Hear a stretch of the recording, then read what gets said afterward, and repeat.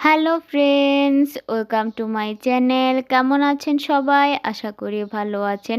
তো আজ আমি আপনাদের তৈরি করে দেখাবো এক বাটি চাল দিয়ে নরম তুলতুলে ফুলকো ফুলকো চিতই পিঠা।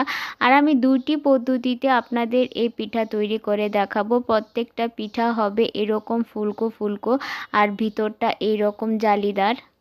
চিতই পিঠা তৈরি করতে গিয়ে আমরা অনেক ধরনের ঝামেলায় পড়ে থাকি, তবে চিতই পিঠা তৈরি করা যে এতটা সহজ না দেখলে বিশ্বাসই হবে না একদম। গ্যাসের চুলায় পারফেক্টভাবে তৈরি করে নিতে পারবেন, শুধুমাত্র এক বাটি চাল থাকলে হয়ে যাবে। তো আমি আজ খুব সহজভাবে এই চিতই পিঠাটি আপনাদের তৈরি করে দেখাবো। আশা করছি আপনাদের ভিডিওটি ভালো লাগবে। তাহলে চলুন স্টার্ট করা যাক। প্রথমে নিয়েছি আমি এখানে একটা বাটি। আমি এই বাটির মাপ করে এক বাটি চাল নিয়ে নিব। আমি এখানে আতপ চাল নিয়েছি। আপনারা আতপ চাল নয়তো যে কোনো চাল দিয়ে এই পিঠাটি তৈরি করতে পারবেন, তবে আতপ চাল দিয়ে ভালো হয়। এখন এই চালগুলোকে আমি একটা বড় বাটিতে নিয়ে নিচ্ছি। তারপর এটাকে আমি 3 থেকে 4 বার ভালো করে ধুয়ে নেব, যতক্ষণ না এর ঘোলাটে ভাবটা চলে যাচ্ছে। চালটাকে আমি 3 থেকে 4 বার ভালো করে ধুয়ে নিয়েছি। এখন এর মধ্যে দিয়ে দিচ্ছি জল। তারপর এটাকে আমি ভিজিয়ে রেখে দেব 1 ঘন্টার জন্য। তো 1 ঘন্টা পর চলে আসলাম। চালটা খুব ভালো করে ভিজে গিয়েছে, নরম হয়ে গিয়েছে আর অনেকটা ফুলে গিয়েছে। এখন এই চালটাকে মিহি করে পেস্ট করে নিতে হবে। এখানে নিয়েছি আমি একটা ব্লেন্ডার জার। তারপর এই জারের মধ্যে আমি চালটাকে দিয়ে দিচ্ছি। তারপর হাফ বাটি জল দিয়ে এটাকে আমি একটা মিহি পেস্ট তৈরি করে নেব। তো প্রথমে আমি বেশি জল দিব না, পরে লাগলে আমি জল মিশিয়ে নিব। তো চালগুলোকে আমার ব্লেন্ড করা হয়ে গিয়েছে। আমি আপনাদের দেখিয়ে দিচ্ছি এটা কতটা মিহি পেস্ট হয়েছে। ঠিক এই রকমভাবে মিহি পেস্ট তৈরি করে নিতে হবে। এখন একটা বাটির মধ্যে আমি এই চালের পেস্টটাকে নিয়ে নিচ্ছি। এখন এখানে নিয়েছি আমি আরেকটা বাটি। এখন এখান থেকে অর্ধেকটা ব্যাটার আমি ওই বাটিতে তুলে রেখে দেব। যেহেতু আমি দুই পদ্ধতিতে আমি আজ এই চিতই পিঠা তৈরি করে দেখাবো, তাই আমি কিছুটা অন্য একটা বাটিতে উঠিয়ে রাখলাম। এখানে নিয়েছি আমি সুজি। তো আমি আধা বাটি সুজিকে এভাবে ভিজিয়ে রেখেছিলাম। এখন এটা ফুলে এক বাটির মতো হয়ে গিয়েছে। এখন এখান থেকে আমি অর্ধেকটা সুজি এই ব্যাটারের মধ্যে দিয়ে দিব। এখানে আমি দিয়ে দিচ্ছি স্বাদ মতো লবণ। এখন সব কিছুকে আমি মিশিয়ে নেব ভালো করে। এখানে কিন্তু ব্যাটারটা অনেকটা ঘন মনে হচ্ছে। তো চিতই পিঠার ব্যাটার ঘন হয় না, কিছুটা পাতলা হয়। তাই এখানে আমি দিয়ে দিব কুসুম গরম জল।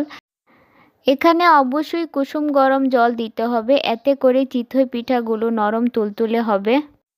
তো এখানে জলটা দিয়ে আমি খুব ভালোভাবে মিশিয়ে নিয়েছি। দেখুন ব্যাটারটা ঠিক এই রকম ঘনত্বের হবে, খুব বেশি মোটা নয়, কিছুটা পাতলা।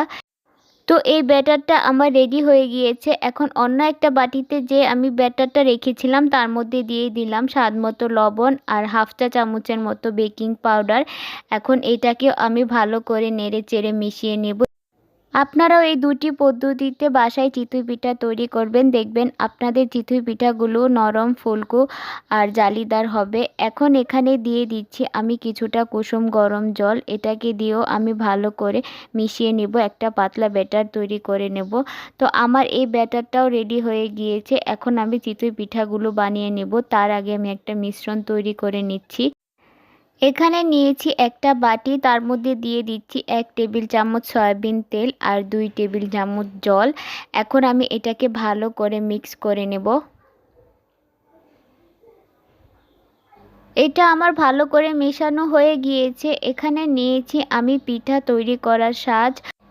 এই সাজগুলো যে কোনো বাসনের দোকানেই পেয়ে যাবেন। এখন এটাকে আমি চুলায় বসিয়ে খুব ভালো করে গরম করে নিয়েছি। তারপর তেল আর জলের যে মিশ্রণটা আমি বানিয়ে রেখেছিলাম সেটা একটা সুতি কাপড়ের সাহায্যে এভাবে লাগিয়ে নিচ্ছি। আপনারা চাইলে ব্রাশ দিয়ে ব্রাশ করে নিতে পারেন। এখন প্রথমেই আমি বেকিং পাউডার দিয়ে যে ব্যাটারটা তৈরি করে রেখেছিলাম সেটা দিয়ে চিতই পিঠা করে দেখাচ্ছি। কিছুটা ব্যাটার নিয়ে আমি সাজের মধ্যে এভাবে দিয়ে দিচ্ছি। তো ব্যাটারটা আমি দিয়ে দিয়েছি। এখন গ্যাসের আঁচটাকে লো টু মিডিয়ামে রেখে আমি 3 থেকে 4 মিনিট ওয়েট করব। তো 4 মিনিট পর চলে আসলাম। দেখুন পিঠাটা একদম রেডি হয়ে গিয়েছে, কতটা সুন্দর আর ফুলকো হয়েছে। আর একটা পিঠাও নিচে দিয়ে লেগে যায়নি। এখন আমি পিঠাগুলোকে একটা বাটিতে নামিয়ে নেব। একইভাবে আমি সবগুলো পিঠা বানিয়ে নেব। তো সবগুলো পিঠা আমি বানিয়ে নিয়েছি। এখন আপনাদের আমি একটা ভেঙে দেখাচ্ছি পিঠাগুলো কতটা নরম আর ভিতরটা কত জালিদার হয়েছে। আপনারাও এইভাবে যদি এই পিঠা বানিয়ে থাকেন, আপনাদের পিঠাগুলো হবে এরকম ফুলকো আর নরম তুলতুলে। এখন আমি আপনাদের অন্য ব্যাটারটা দিয়ে পিঠা তৈরি করে দেখাবো। আর এই পিঠাটা আমি তাওয়াতে তৈরি করব, ছাঁচের মধ্যে তৈরি করব না। তো তাওয়াটা আমি খুব ভালো করে গরম করে নিয়েছি। তারপর তেল আর জলের মিশ্রণটা আমি এখানে কিছুটা লাগিয়ে দিলাম। এখন আমি এর মধ্যে কিছুটা ব্যাটার দিয়ে এটাকে ঢাকনা দিয়ে ঢেকে দিচ্ছি 3 থেকে 4 মিনিটের জন্য। এখন আমি ঢাকনাটাকে উঠিয়ে নিচ্ছি। তো আমার পিঠাটা একদম রেডি হয়ে গিয়েছে। দেখুন কতটা সুন্দর হয়েছে। আর এই পিঠাগুলো অনেকটাই নরম তুলতুলে হয় সুজি থাকার কারণে। এখন আমি আরও একটা পিঠা আপনাদের বানিয়ে দেখাচ্ছি সেম প্রসেসে। তাওয়াটা খুব ভালো করে গরম করে আমি তেল আর জলের মিশ্রণটা লাগিয়ে এখন কিছুটা ব্যাটার দিয়ে সেটাকে ঢাকনা দিয়ে ঢেকে দিয়েছি। 4 মিনিট পর আবারও ঢাকনাটাকে উঠিয়ে নিলাম। তো আমার এই পিঠাটাও রেডি হয়ে গিয়েছে। দেখুন এই পিঠাটাও কতটা সুন্দর হয়েছে। তো একইভাবে বাকি সবগুলো পিঠাকেও আমি বানিয়ে নিয়েছি। আমি আপনাদের একটা ভেঙে দেখাচ্ছি কতটা নরম তুলতুলে হয়েছে। তো 2টি পদ্ধতিতে আমার চিতই পিঠা একদম রেডি হয়ে গিয়েছে। আপনারাও এই 2টি পদ্ধতিতে বাসায় চিতই পিঠা বানাবেন। দেখবেন আপনাদের চিতই পিঠাগুলোও হবে ফুলকো ফুলকো আর নরম তুলতুলে।